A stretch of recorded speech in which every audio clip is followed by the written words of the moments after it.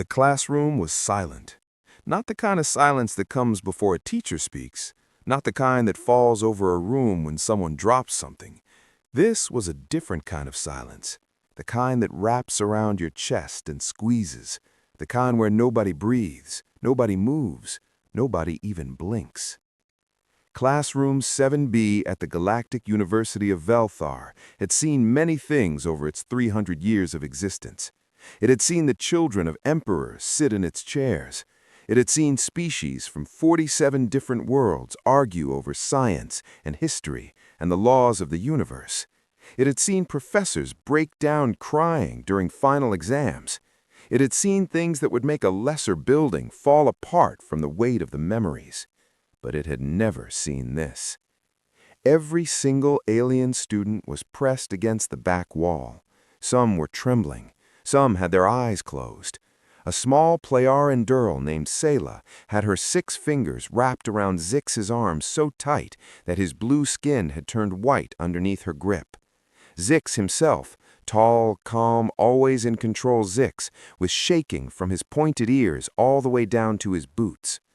Professor Drakhan stood at the back of the room, 4 arms, 3 eyes, 200 years of teaching experience, survivor of the Outer Rim War, decorated with 16 medals of galactic service, and right now, pressed flat against the wall like a scared child, his middle eye twitching uncontrollably. Nobody was looking at the professor, though.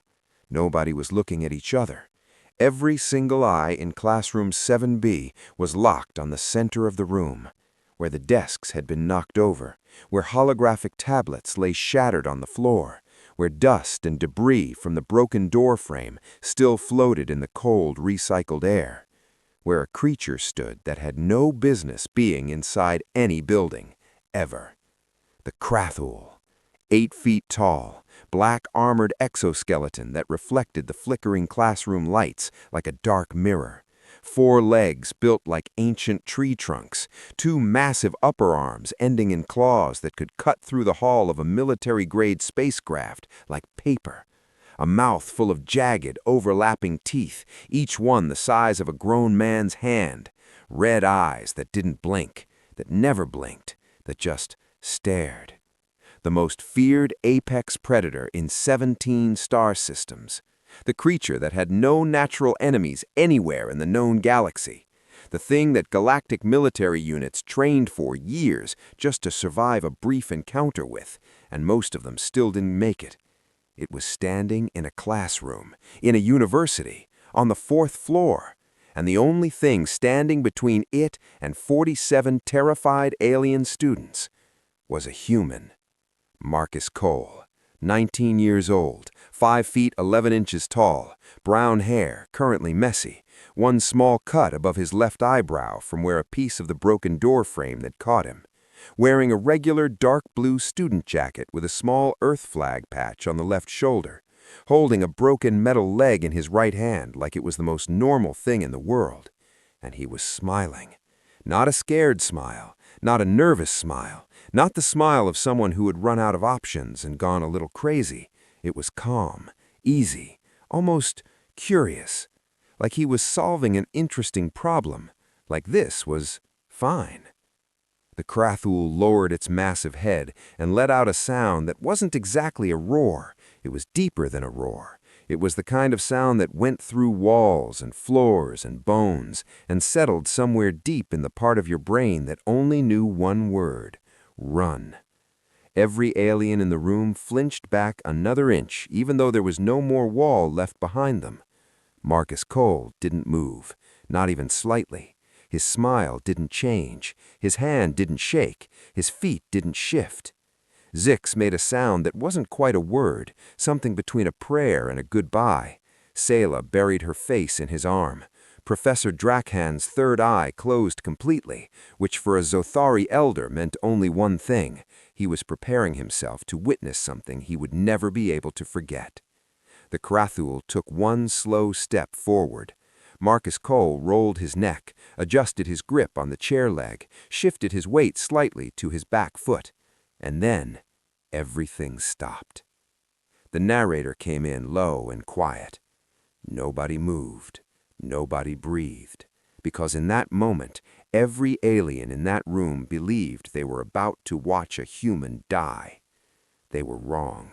But to understand why, we need to go back 48 hours earlier, to the day Marcus Cole first walked through the doors of the Galactic University of Vel'thar and started confusing absolutely everyone. 2 days before the Krath'ul walked into Classroom 7B, the biggest problem Marcus Cole had was finding the right building. Vel'thar University was enormous. Not enormous like a big Earth campus with lots of buildings, enormous like it had its own weather system.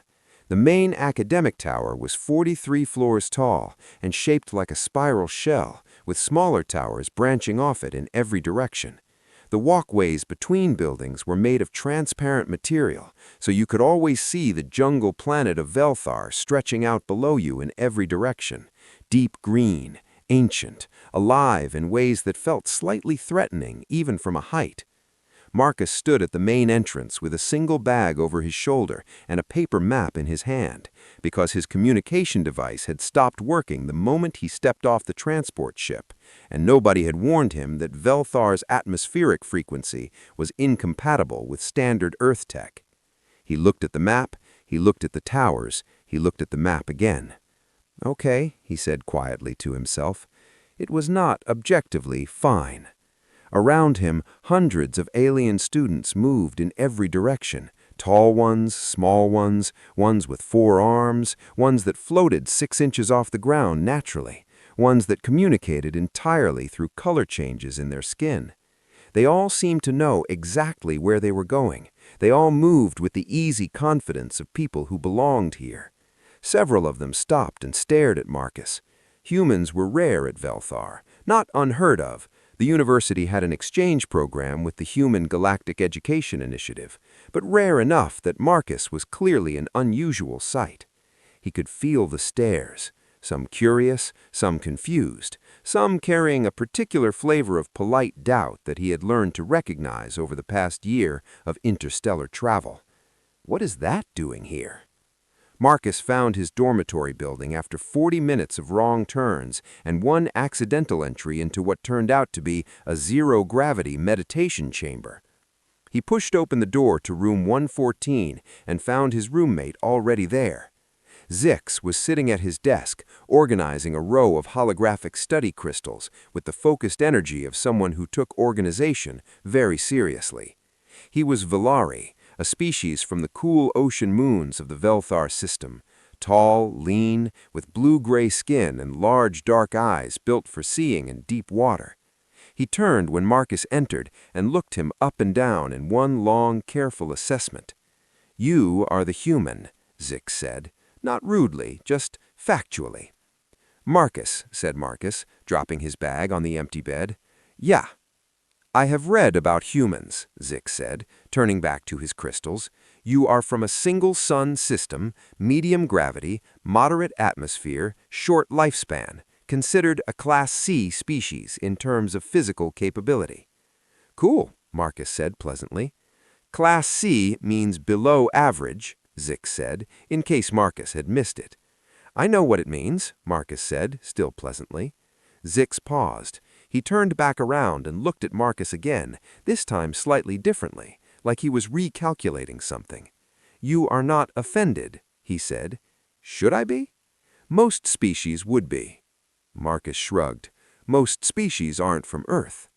Zix had no answer for that. He turned back to his crystals.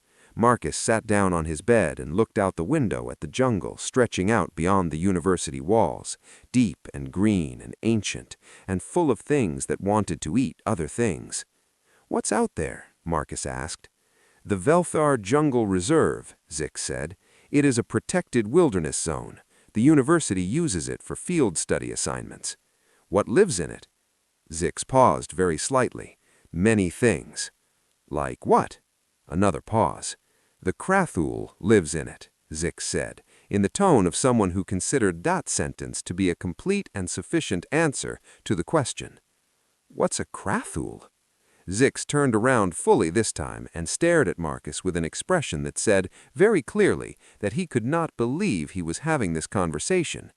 An apex predator, he said slowly. The apex predator. It is the most dangerous creature on Vel'thar, possibly in this entire star system. It has no natural enemies anywhere in the known galaxy. The thing that galactic military units trained for years just to survive a brief encounter with, and most of them still didn't make it. It was standing in a classroom, in a university, on the 4th floor, and the only thing standing between it and 47 terrified alien students was a human. Marcus Cole, 19 years old, 5 feet 11 inches tall, brown hair, currently messy, one small cut above his left eyebrow from where a piece of the broken door frame had caught him. Wearing a regular dark blue student jacket with a small Earth flag patch on the left shoulder, holding a broken metal leg in his right hand like it. The transport pod carried 47 students and one professor down the side of the university tower and along the elevated track that led toward the jungle reserve. Through the transparent walls of the pod, the jungle spread out below them.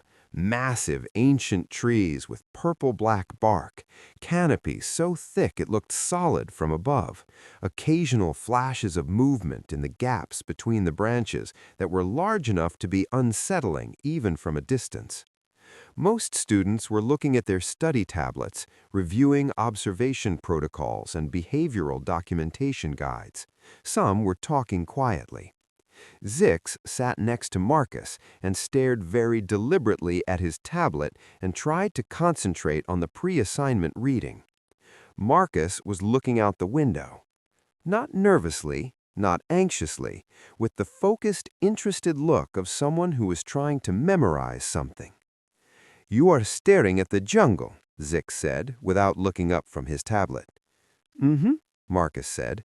"That is not the reading material." "I know." Zix looked up.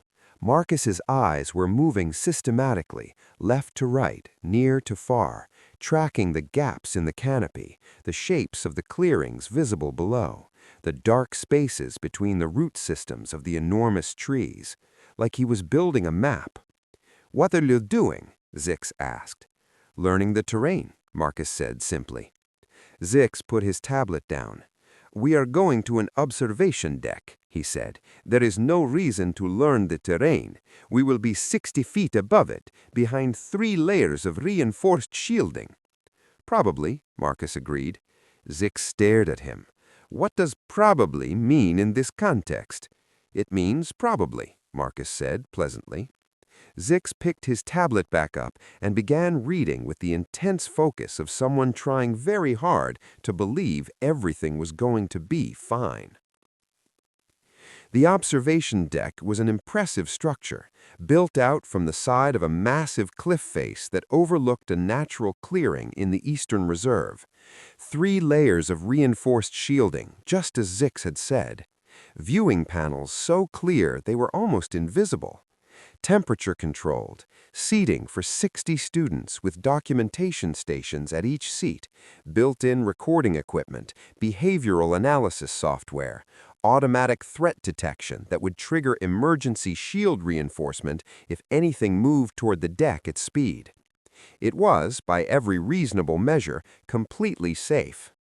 Professor Draken led the students in, assigned documentation stations, and gave a brief reminder of observation protocols. No loud sounds, no flashing lights, careful, quiet documentation. If the Krath'ul appeared, and it might not as it moved through a large territory on unpredictable schedules, students would observe from their stations and document without attempting to attract its attention. Everyone settled in. Marcus sat at his station, opened his documentation notebook, actual paper, which several nearby students found baffling, and looked out through the viewing panel at the clearing below. For 20 minutes, nothing happened. Birds, or things that functioned like birds with too many wings and the wrong number of legs, moved through the upper canopy. Somewhere in the middle distance, a herd of something large moved through the trees, shaking branches as they passed. The afternoon light on Vel'thar was golden orange, and it filtered through the canopy in long, shifting columns that made the clearing below look almost peaceful. Then the clearing went quiet. Not gradually, all at once, like someone had turned a switch. The bird things disappeared upward. The distant herd sound stopped. Even the wind seemed to pause. The student beside Marcus, a young Threxian, made a small involuntary sound and gripped the edge of their documentation station. "It's here," the sound meant, without words. And then it was. The Krath'ul came out of the eastern tree line the way a storm comes, not moving fast, not making noise, just suddenly present in a way that made the clearing feel smaller and the observation deck feel much less substantial than its specifications suggested. It moved into the open space with the slow, absolute confidence of something that had never in its entire existence needed to be careful about anything. 8 feet at the shoulder, black exoskeleton catching the orange light, 4 massive legs moving in a rhythm that was almost graceful, each footfall deliberate and controlled. The 2 upper limbs folded against its body as it walked, claws tucked, but visible, curved like harvest tools built for a very different kind of harvest. Its head, broad and flat, with the jaw structure that could generate enough pressure to crush the structural supports of a mid-sized spacecraft, moved slowly as it scanned the clearing. 3 students nearby made the Vel'thar equivalent of a whimper. Zix had gone absolutely still in the way that prey animals go still, the deep biological stillness of something that hopes if it doesn't move, the predator won't notice it exists. Marcus was leaning forward. Not back, not away, forward, elbows on the documentation station, chin resting on one hand, eyes moving with careful, systematic attention across the Krath'ul as it moved through the clearing. His pen was moving across his notebook. Left foreleg leads before directional change. Consistent pattern, 3 out of 3 observations. Possible habitual motor preference. Head turns right before body follows, approximately 2 seconds delay. Visual focus appears primarily frontolateral. Tested, dropped stylus to right side of station, no reaction. Possible reduced sensitivity on right peripheral. Responds to the sudden sound. Pause, orient, assess. Does not immediately charge. Assessment period approximately 4 seconds. He watched it for another minute, pen moving. Breathing pattern, slow, regular, not currently hunting, patrol behavior. Exoskeleton joints, primary articulation points at shoulder, mid-thorax, and rear hip, potential pressure points. Zix, who had finally managed to look sideways without moving his head, was reading Marcus's notes with an expression of complete disbelief. He leaned 1 centimeter closer. Potential pressure points, the note said. Zix leaned back. He looked at the ceiling of the observation deck. He thought about his choices in life. "You are taking fighting notes," Zix said. His words came out barely above a breath. "I'm taking observation notes," Marcus whispered back, without looking up. "Those are fighting notes." Marcus finally looked at him. His expression was patient and reasonable, and somehow, infuriatingly, entirely calm. "Zix, we're 60 feet up behind 3 layers of reinforced shielding. Relax." Zix looked at the reinforced shielding. He looked at Marcus's notebook. He looked back at the reinforced shielding. "I am trying very hard to do that." Below them, the Krath'ul completed its pass through the clearing and began moving toward the western tree line. The student beside Marcus let out a long, slow breath. The collective tension in the observation deck began to very gradually release. And then the alarm went off. 1 sharp, flat tone, then repeating. Every head in the observation deck turned to the same thing at the same time, the long diagonal crack that had appeared from nowhere in the lower left corner of the primary viewing panel, thin but there, running upward through the reinforced material with the slow, terrible patience of something that planned to become much larger very soon. A maintenance failure, the kind that happened once in 40 years, according to the statistical records that nobody had thought to check before today. Professor Draken was moving to the emergency control panel on the far wall. The Krath'ul at the western tree line stopped, turned its head, looked up at the observation deck. Its red eyes found the crack in the viewing panel, or perhaps found the 47 heartbeats behind it, the sudden flood of fear pheromones that half a dozen species were now releasing involuntarily into the recycled air. It turned around. It started walking back toward the cliff. "Emergency shields activating," Professor Draken said, hands moving on the control panel. The emergency shield system made one short sound, and then nothing. Professor Draken looked at the control panel. He pressed the activation sequence again. Nothing. "Professor," a student said, then louder, "Professor!"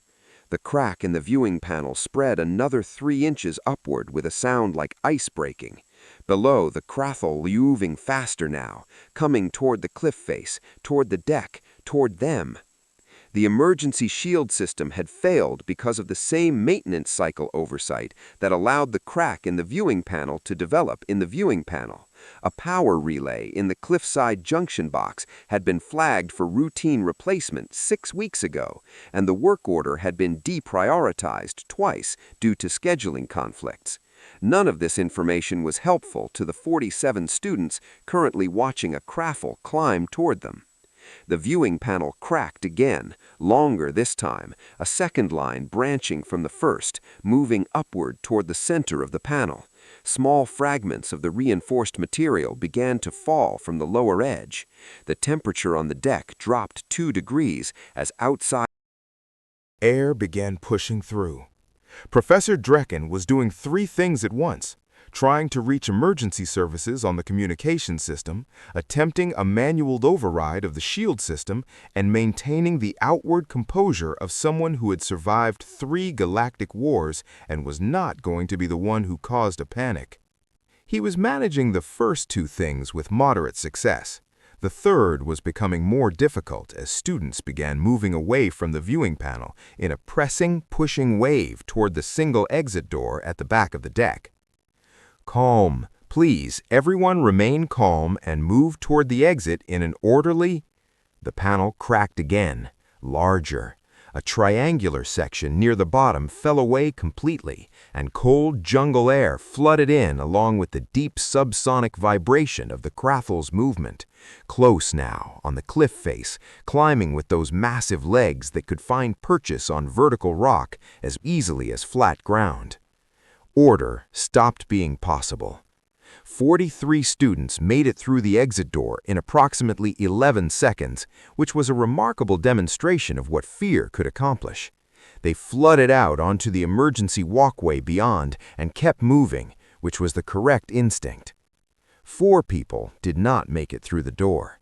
Zix had been halfway to the exit when the second-to-last surge of students knocked him sideways into a documentation station.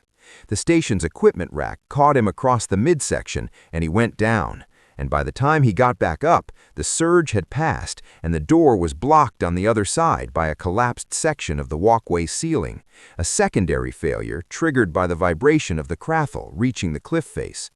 Sella, the small Playaran girl who sat 3 stations from Marcus, had frozen completely at the sound of the panel failing. This was a known Playaran stress response, a deep neurological lockout that their species had developed in their evolutionary history as a prey species, and it was deeply inconvenient in situations like this one. She was standing exactly where she had been standing, unmoving, eyes wide and fixed, while the world fell apart around her. A third student, a Threxian named Breck, had caught his 4-fingered hand in a documentation station during the rush and couldn't free it without help. He was pulling steadily with increasing panic and decreasing effectiveness. And Marcus. Marcus had not moved toward the door at all. He had been watching the crack in the viewing panel, watching the Krath'ul's progress up the cliff face, visible now through the gap where the triangular section had fallen. One massive black limb, then another, methodical and patient and completely unstoppable. He had been doing the math that the situation required. Exit blocked, 3 people unable to move, emergency services 12 minutes away.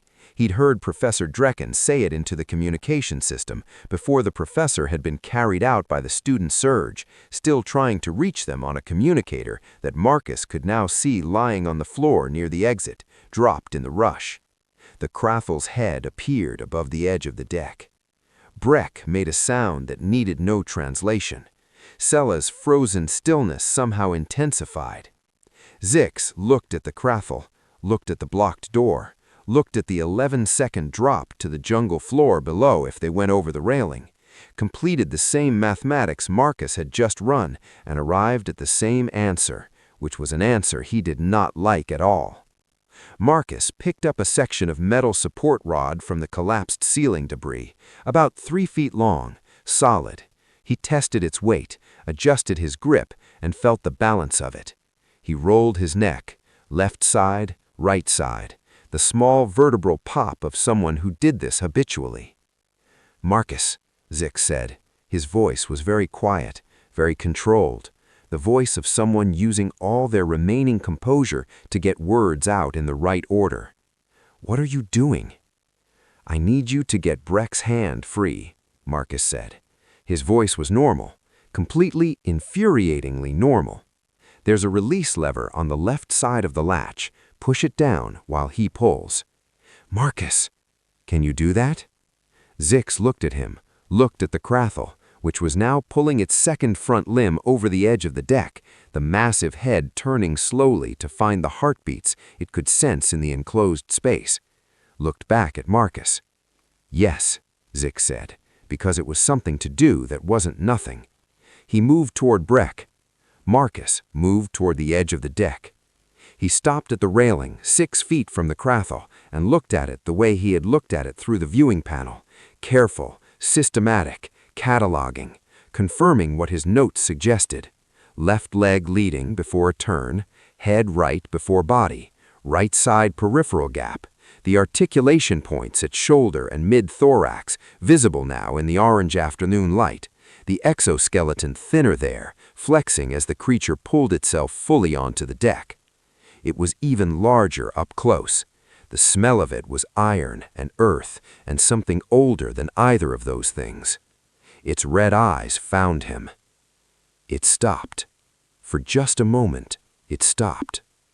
Marcus Cole stood in front of the most feared predator in 17 star systems, with a 3-foot piece of metal railing and no backup and no plan beyond the next 30 seconds. And he was calm. Not performing calm, not forcing calm, just calm. The way the deep ocean is calm. The way something is calm when fear is a thing it has metabolized so completely that it lives on the other side of it. Behind him, he heard the latch release and Breck's exhaled cry of relief. He heard Zix's voice, low and urgent. "The door, the ceiling piece, push it now," and the grinding sound of the collapsed ceiling section shifting. He needed 45 seconds. The Krath'ul lowered its head, drew its upper limbs in, the posture of a creature shifting from assessment to action. Marcus moved first. The Krath'ul lowered its head, drew its upper limbs in, the posture of a creature shifting from assessment to action. Marcus moved first. And jumped. He jumped, but did he win?